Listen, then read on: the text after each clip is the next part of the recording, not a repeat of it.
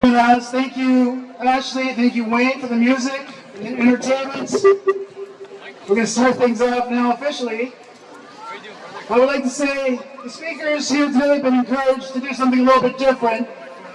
We all know we've been here for a couple of years now, and it's been very difficult to gain any ground on the agenda that's happening before us. So we're going to try and offer solutions.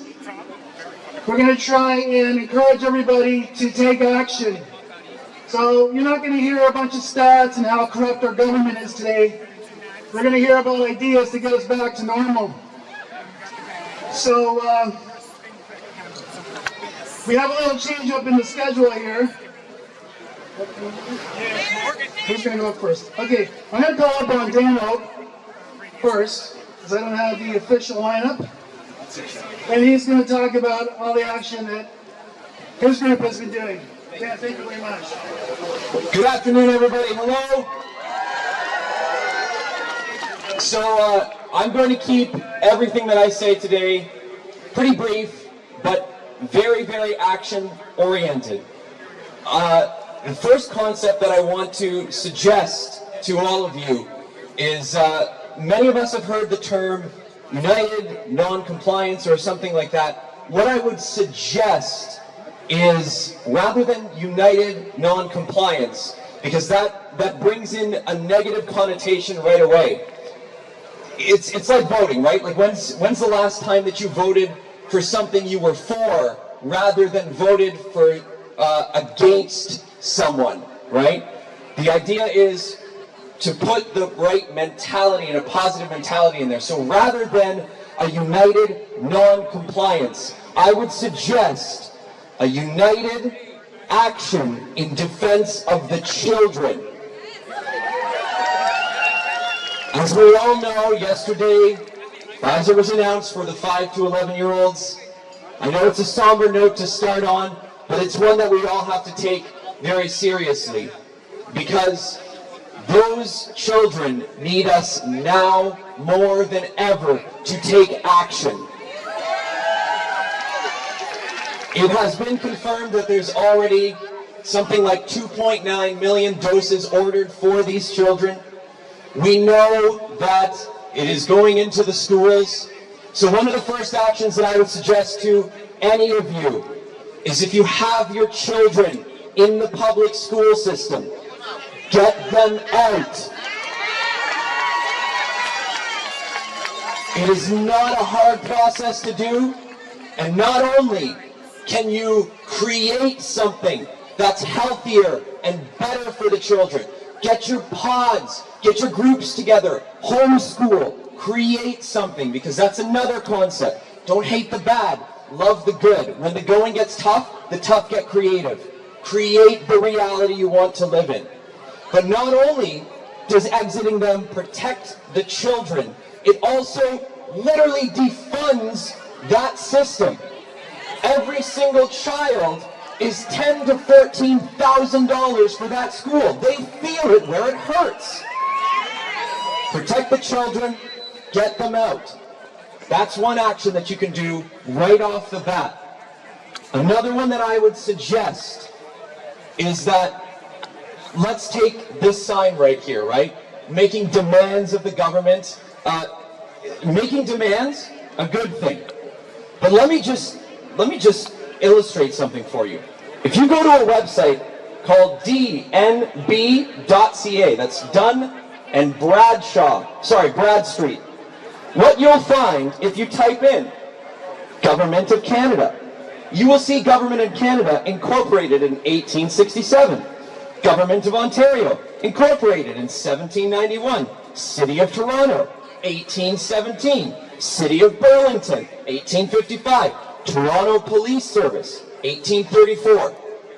These are all service corporations, no different than Walmart or Fortino's or Shoppers Drug Mart.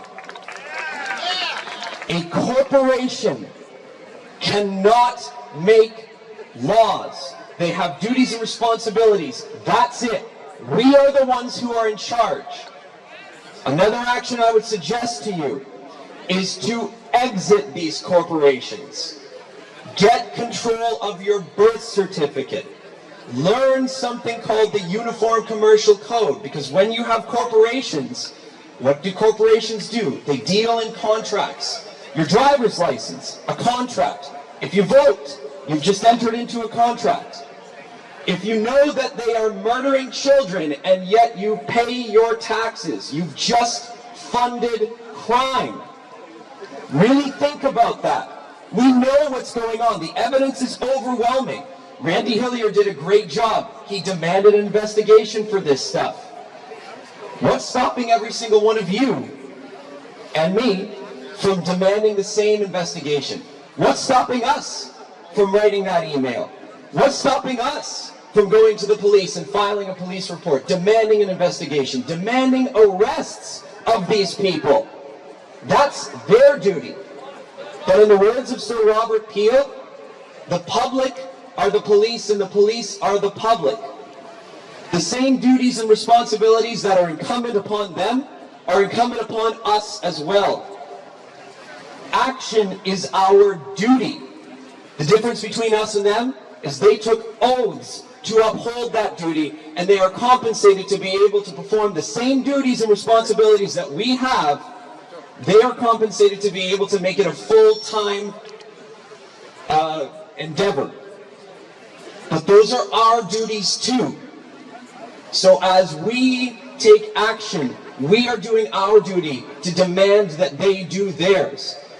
Demanding it of the government is like going to the murderers and saying, hey, we demand you stop murdering us. It doesn't make a lot of sense, right? And then to say, we demand that you stop murdering us. Here's 35% of my salary. It doesn't make a lot of sense. So, I'm just presenting a concept to you. Another concept, and by the way, we do this where I'm from. We have performed 7 citizens' arrests so far. Under Section 4942 of the Criminal Code of Canada, we've performed a citizen's arrest on the Mayor of Burlington, a citizen's arrest on the Mayor of Oakville, a citizen's arrest on the Mayor of Milton, a citizen's arrest on the Mayor of St. Catharines, a citizen's arrest on Bonnie Crombie, the Mayor of Mississauga, a citizen's arrest of Karina Gould, who's in the Liberal Party of Canada, and a citizen's arrest of the Chief of Halton Police.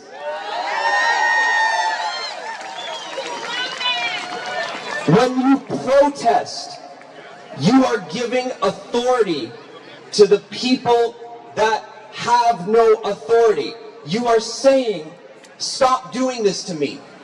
They're not the ones that are in charge. We are. When you make an arrest, you don't have to see somebody in chains because that's what they want. What you're doing is you are going to the police and saying, we are demanding action from you. Those who have sworn oaths get paid to do this.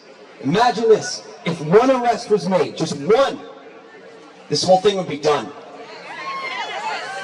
Instead, we get a lot of people that are waiting for the Crown attorneys and the Crown to take action and ask permission from the Crown. Folks, if you haven't looked up Jeanette Archer and her declaration of what the Crown is, right in front of Windsor Palace, Jeanette Archer, look up that declaration. These are satanic pedophiles. Let's get real about this. And when they did their Remembrance Day ceremony while we were doing the arrest of the Chief of Police on November 11th, and we did our duty in honor of those who fought for our freedoms, they thanked the Masonic Lodge right there in the speech. This is blatant. This is right in front of us. Why would we ask permission and wait to prove ourselves to the Crown that's doing this whole thing to begin with? It doesn't make a lot of sense.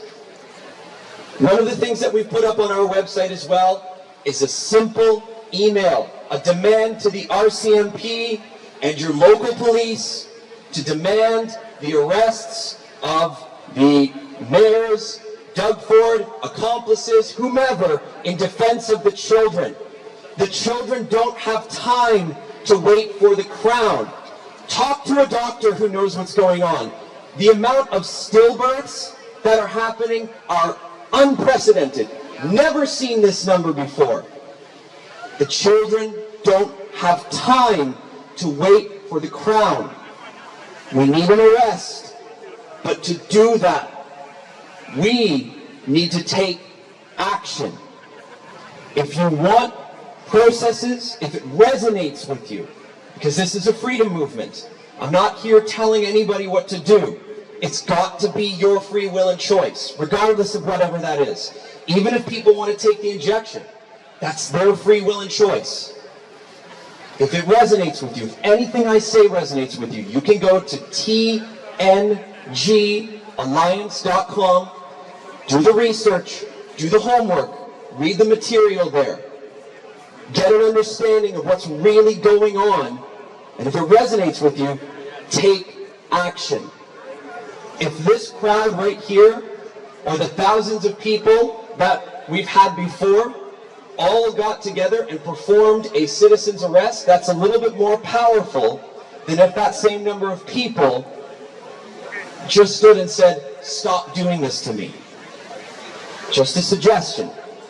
So, on the good news, there are criminal complaints that have already been filed. If you go to Rathco, right away yesterday, there was a criminal complaint that was put out to the RCMP in defense of the children.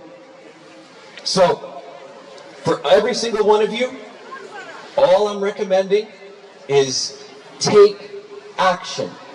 Don't worry about what you can do. Just do what you can. But take a step. Take an action. And let's all move forward together in forward motion in united defense of the children. Thank you very much, folks.